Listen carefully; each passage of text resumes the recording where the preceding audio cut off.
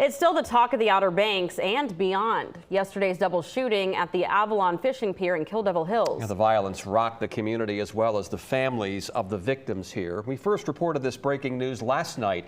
Crime tapes surrounded this popular fishing hole that's a hit with tourists and locals.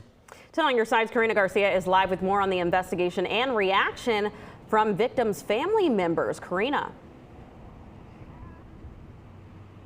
Yeah, Aisha, Tom, there's a lot of moving pieces here. There's a lot of details that have not been officially confirmed, but what we can tell you is that earlier we spoke to the mother of one of the victims who was shot. Her son was taken to a hospital in Norfolk for treatment, but he's going to be just fine. We actually saw him here earlier at the Avalon Pier. He was smiling, he's on crutches, and he says despite having a bullet that's going to be forever lodged in his thigh, his spirits remain pretty high. Now, going back to the mother, she says that based on what she saw yesterday and what she heard here at the Avalon Pier parking lot, she believes what unfolded was a result of an altercation between two teenagers. She says one teenager was looking for another teenager, and that's when her son was caught in the crossfire. Her son, according to her, is an innocent bystander. Now, the mother also tells me that although her son is going to be okay, her heart is with the victims of the one who did not make it.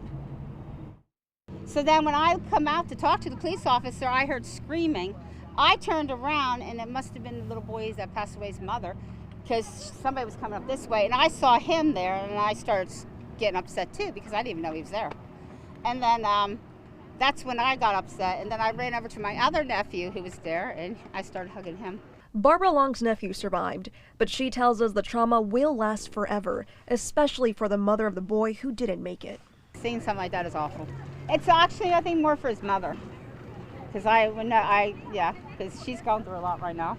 Kill Devil Hills police say the call for shots fired came in at exactly 2:37 in broad daylight Thursday afternoon. We received calls of shots fired here at Avalon Pier. We had an officer on scene in less than 4 minutes. We found 2 people had been shot, 1 died, and 1 injured. The teenage boy who survived will now live with a bullet lodged in his thigh. But thanks to quick action from witnesses who gave descriptions of the shooter, a suspect was taken into custody. We have the vehicle in custody, and a weapon was found. Now, because many of the witnesses that we spoke to here today tell us this was an incident that happened between teenagers, we reached out to the Dare County school system. They tell us they are aware of the incident, but much like us, they cannot release any further details until they get that confirmation from investigators. So for now, that is the latest. Reporting live in Kill Devil Hills, Karina Garcia, 10 on your side.